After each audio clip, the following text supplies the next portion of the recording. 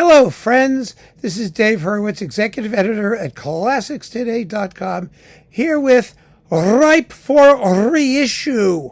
Some of you have asked me to do a few more of these, and I can understand it, because stuff is disappearing lickety-split with lightning-like, alarming suddenness and no warning whatsoever. And today we are talking about a really major set.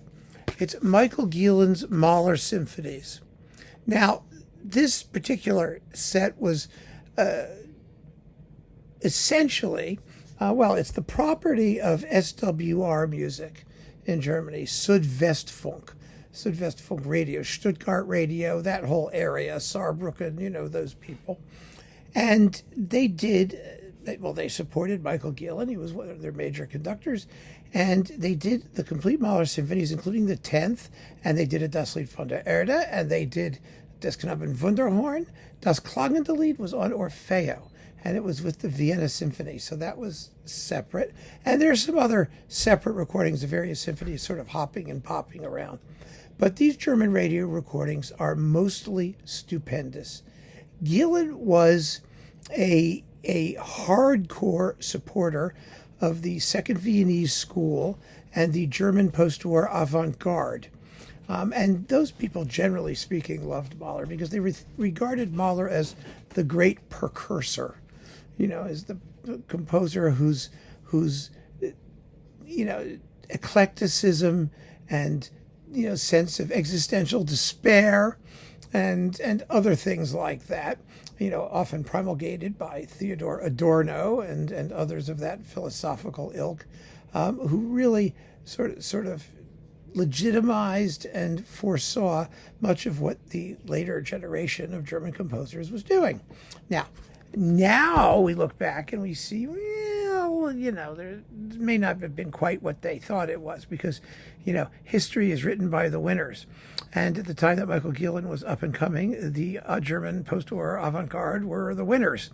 But it doesn't really matter. What matters is that he was an extremely sympathetic Mahler conductor, particularly, and this is the key, particularly in those aspects of Mahler that were ironic, sardonic, grotesque, ugly, in questionable taste, all of the things that make Mahler Mahler, that make him so distinctive, Gielen did really well.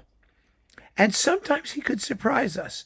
He was not great, you would think, at Mahler's more ecstatic, spiritual, happy, just plain simple and happy feelings. But he could do it. He did a great Mahler Eighth, for example, a piece that has very little of the stress and hysteria and despair that, Mahler was famous for, because, Gielen was too good a musician to simply blow it. Let's put it that way, to blow a great work, just because he might not be in complete philosophical harmony with it. He saw Mahler's work whole. So I'm sure that he would have looked at the Eighth as a sort of, aberration because it's so happy, but it was part of the whole. And so he could do it. He found his way. Let's put it this way. He found his way even to the bits that he disagreed with, but he was unbelievable in works like the Sixth, the Seventh, which, he just wrung every drop of angular weirdness out of the piece. It's just a fabulous performance, amazing performance, where he's a little bit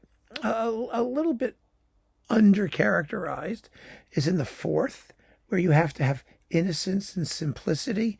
Gielen was not much for innocence and simplicity. And strangely enough, the Ninth, his Ninth was very much on the cool side and a little bit underplayed. And that sort of shocked me because his 10th is terrific, absolutely terrific. But you never know. You never know. The bottom line is that he was a superb Mahler conductor, and this was one of the great cycles. But the issues that it had, here are the issues that it had. First of all, like I said, the recordings were done with Südwestfunk, with South SWR music. They own the recordings. Originally, they had a relationship with Hensler Classic, and Hensler released all the SWR productions. SWR ended that relationship for reasons best known to SWR. And all of those recordings that Hensler had went out of print. So they just were deleted because SWR owned them.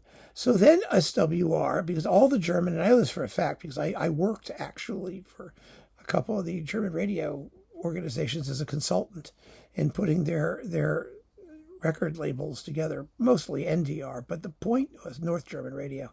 The bottom line was that they were under a lot of pressure about 15 years ago, 20 years ago, to make money from their music libraries and to do their own labels because they thought they could do it better and that their own in-house people could best represent their in-house brand.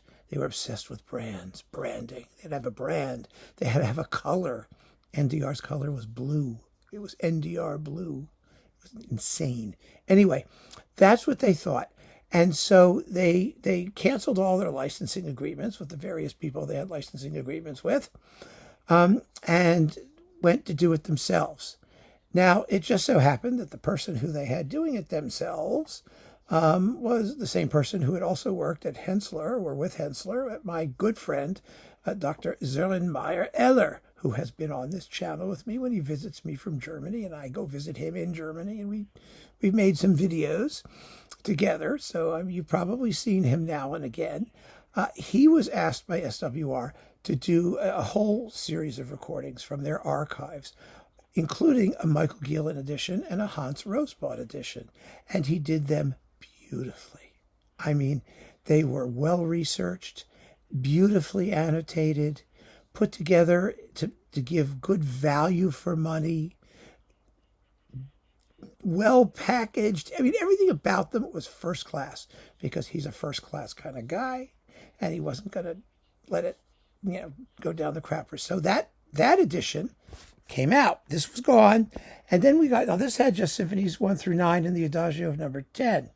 But the Gielen edition one from SWR directly had 17 discs and included the 10th and Das Lied von der Erde, the songs, all the other stuff he did. It was all in there. So that was a wonderful set. It was volume 6, I think, of the Gielen edition, which I have a couple of, but most of it, I think, is sitting in the overflow room. I don't think I have that one sitting right here. It's over there somewhere. Okay, I have it up here too. The bottom line is all that stuff's gone. I mean, they put a tremendous amount of effort into putting these editions together, and they were beautiful editions, and they were just hopeless at trying to sell them or market them or allow people to know that they existed or whatever they were trying to do. They failed, and they failed miserably, and now all this stuff is unavailable, and it's outrageous. It's just outrageous. I mean, it's crazy. I mean, if they can't do it, let them at least license it to somebody who can. I mean, that's how it started to begin with. And there were plenty of takers. There were labels willing to go to the mat for these productions, and they didn't have to do anything.